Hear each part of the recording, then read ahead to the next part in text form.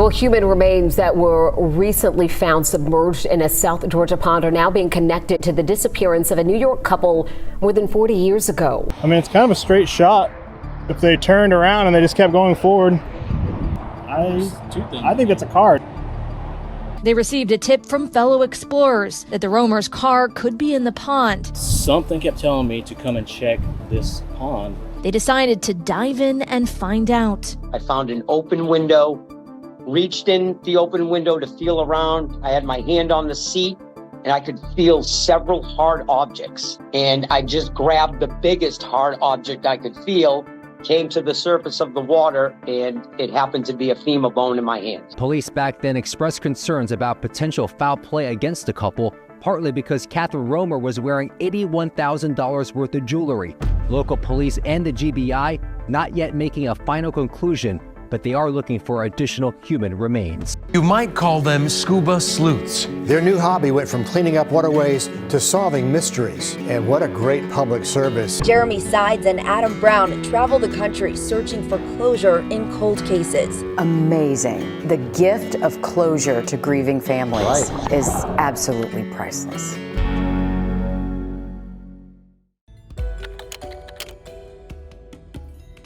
Today we travel to Brunswick, Georgia to search for missing couple Charles and Catherine Romer. They've been missing for 44 years. That's a very long time. This is one of those big cases in the area that's been talked about, searched about over the years. No one knows where they disappeared to. She was one of those grandmothers who made everyone feel special. Their granddaughter, Christine, was just 15 years old when the couple went missing. She tells us they were adored, especially Grandma. She was very creative and talented, larger than life and life of the party, and just wonderful, wonderful woman. The retired wealthy oil executive and his wife vanished on a road trip from Miami Beach to their home in New York back in 1980. The couple reportedly checked into this hotel just steps from the pond and never showed up for checkout. Search and rescue. We're looking for them, and scuba divers searching all the swamp area. At the time, police suspected foul play. Catherine had vanished wearing about $81,000 worth of jewelry. It was sort of considered a violent ending to their life, that it was a robbery that went terribly wrong. They stopped here at this, it was a Holiday Inn, right? It was a Holiday Inn, yeah. And Jason did some research and some searching and believes he may have found their vehicle in a pond right beside the hotel that they were staying at. Tell me a little bit about that. So, I don't know where it was I saw the case at. I follow different social media pages for missing people. And I got hung up on this case for some reason. And something kept telling me to come and check this pond 150 feet, not even that far away from the hotel room they stayed at. Yeah. So I don't know what that feeling was, but it was the same feeling that I had when I found the people in Washington. I kept wanting to go to one spot and check it. Yeah. Whole reason I built my device. So I can check these bodies of water, our sonar boats that we can't get an actual boat into. Yeah. I mean, it makes a lot of sense, I think, because a lot of people were suspecting that there may have been a robbery. And because Catherine Romer, his wife, apparently was wearing between $80,000 to $200,000 of jewelry on her, and they were kind of known to have that amount. So some people theorize that they were robbed for the jewelry, for the money. The car disappeared. It was a '79 Lincoln, right? 79 Lincoln Town Car. Custom. Yeah, big 4-door car, 20 foot long. That's what we're searching for today, and believe that Jason found. You did some searching the other week and found some targets. I'll show some images of what he located and kind of what we're thinking. Today I have my RC boat with the live scan on it.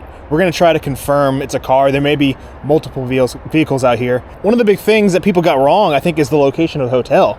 Because online it was saying it was at a different spot on the other side of the interstate, and you confirmed it's right here next to this pond, right? It took me quite a while to figure out where this hotel was at, because I could not find any record of it online anywhere for 1980. Apparently it was built in 1976. I called the tax office. They gave me all this information.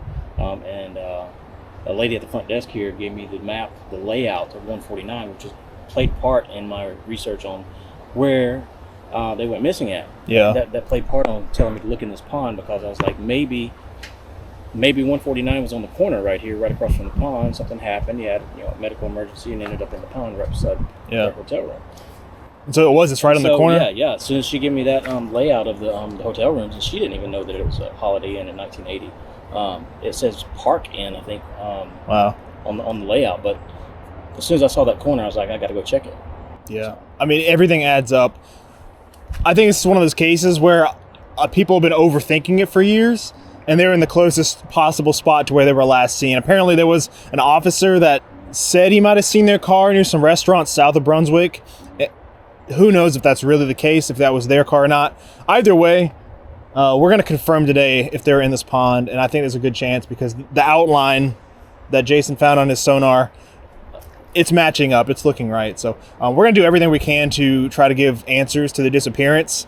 Hopefully give closure to the family. That's always our goal. It's been 44 years they've been missing. And if we can find them today, that's going to be our main goal. So let's get the search boat out, start looking. Let's get at it. And see what we can find.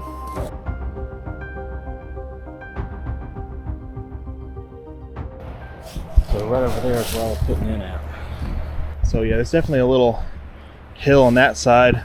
I'm thinking it might be somebody's pond now, but I don't know what it was back then. It was definitely accessible. There was no fence. You said there was just. I imagine people came here to fish all the time back in the day. Yeah, there was no chain link fence over there back in 1980, but the wood posts were there. And the spot where the car lays out with was missing the wooden posts. So yeah. Actually, the water's actually lower now than it was. Really? I'm gonna look over here. There's a lot of debris and gunk out here. I mean, it looks like there'd be gators, and it gets down to how deep? It said 25 foot in the middle. So that room's straight through there, basically. And that's a pretty short distance. There's a little bit of a hill, but 44 years, a lot can change. All right, today we're gonna be using the remote control sonar boat, which allows me to scan and get the images of the sonar. I got the live scan on it now.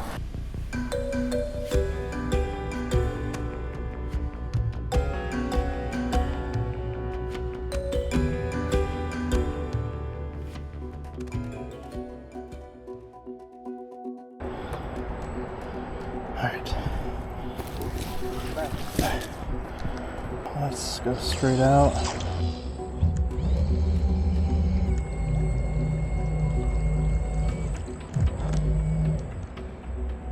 The car is like right over where the oak tree is.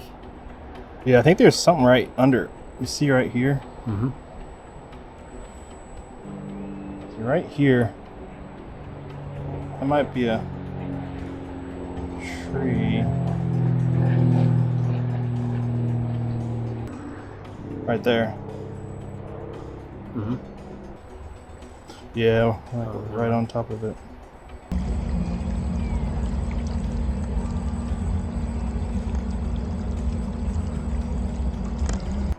I mean, this thing right here looks like it could be a car to me.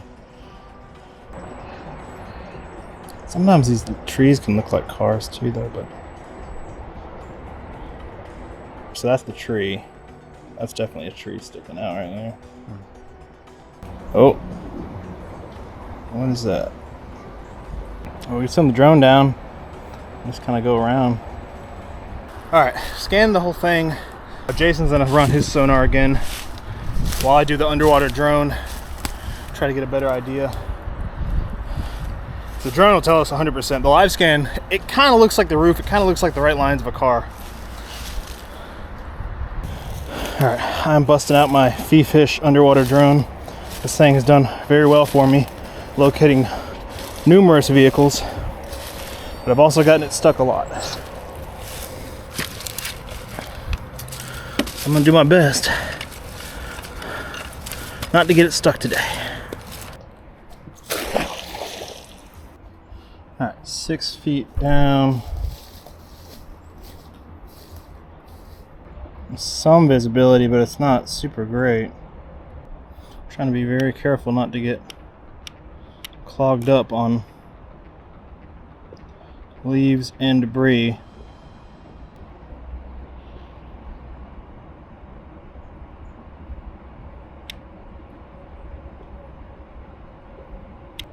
All right, I went past it. I didn't see anything that passed, but I did not have a good angle.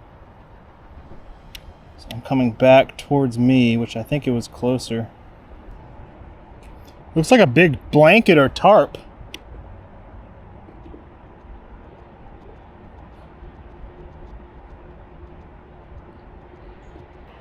It's really a mess down here.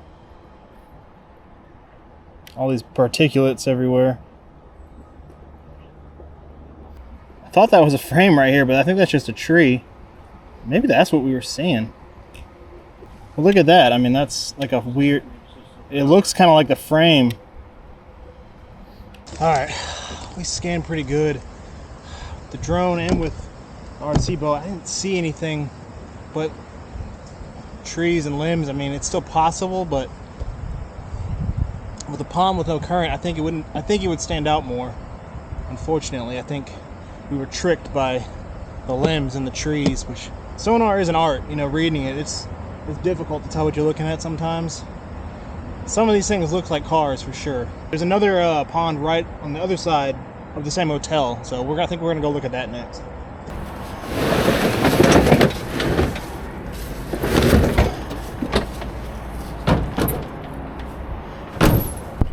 I think the police might be being called on us. What's up, man? Hey, 2 cops just pulled in here. I don't know if they're for us or for what, but Left at perfect time, huh? they just pulled through. Looks like they're going to the front office. Oh no, they're knocking on a door. They're not interested in us. All right, so here's the actual hotel, and I guess their room was right over here in this corner room. You can kind of see a better idea of the fence. I mean, it's definitely a little hill they would have had to hop.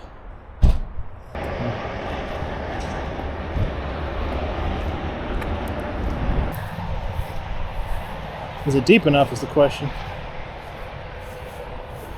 They could have driven straight through. They didn't park. That's the sun comes out here. Fishes all the time. You know, it's that. Oh, really? I mean, it's kind of a straight shot. If they turned around and they just kept going forward.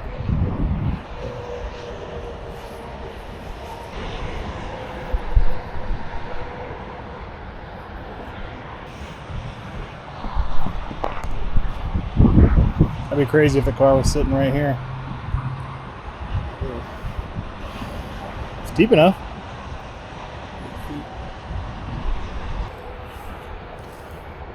It's clear. What is that? That looks like something.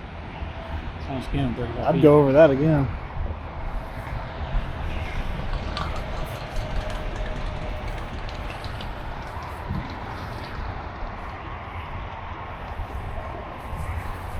Something up here on Google Earth on this corner up here.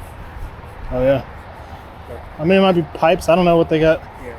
I don't know what that thing is pulling water out for. I mean, I'd go over that thing over here that you saw again, for sure. Looked like something.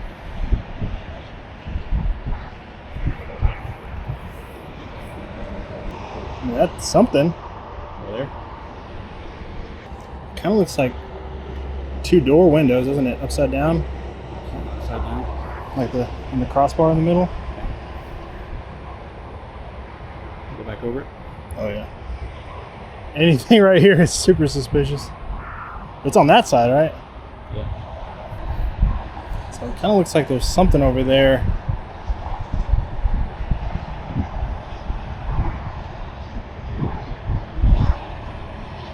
Pretty big.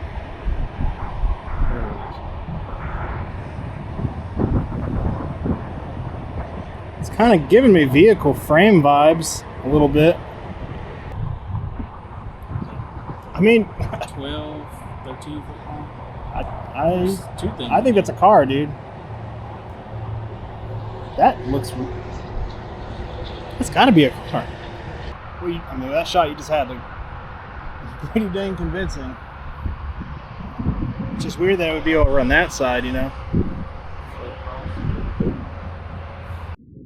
I sent the drone out into the body of water to see if I could figure out what this object is.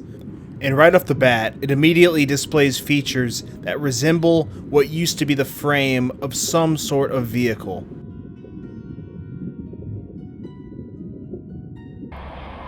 Kind of looks like trim.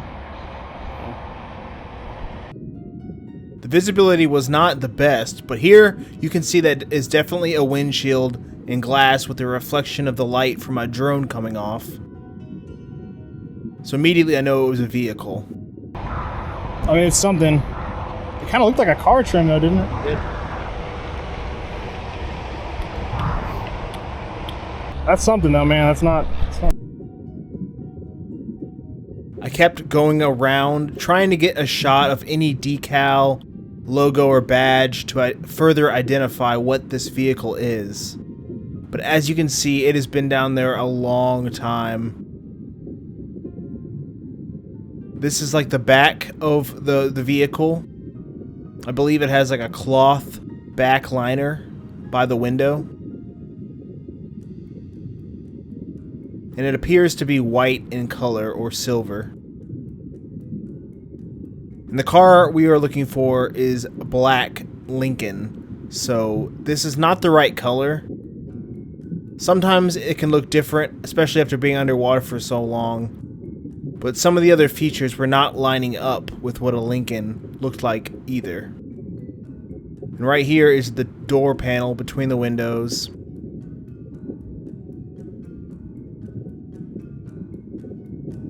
And you can tell this thing has been down there a very long time.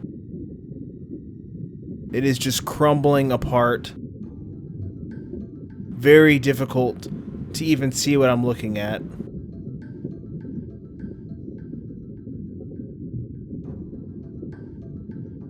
I kept going around with my drone, trying to get the best image possible, and finally I came across the hood of the vehicle. And it's hard to tell, but right here is a Ford logo around the air filter. And right here you can see it says 302. Ford 302. And I'm definitely not an expert, but from what I could tell, some Lincoln Continentals, much older, such as 1956 models, had Ford 302 engines, but I don't believe that it made sense for the Romer's 1979. Alright, hopefully I was recording, but we were able to determine it's some sort of Ford. Saw that Ford logo with the 302. What did you say it was? It's a Ford 302 air breather lid. Air breather? Yeah. But it's a white vehicle. Everything I'm saying white or silver, so it's old. I think it's older than this case. That thing is not much left of it. You can see the glass, you know, the frame. I got tangled up several times, but pretty sure it's not what we're looking for. But I mean, we're talking, you know, that's the other pond. That's that pond. And you could just drove straight through. This one kind of makes the most sense, though. One of these. The mystery of how Charles and Catherine Romer from Scarsdale, New York, may finally be over after their car and one bone have just been found in a pond in Georgia. 4 decades, the family has been puzzled and so heartbroken. And now, some answers.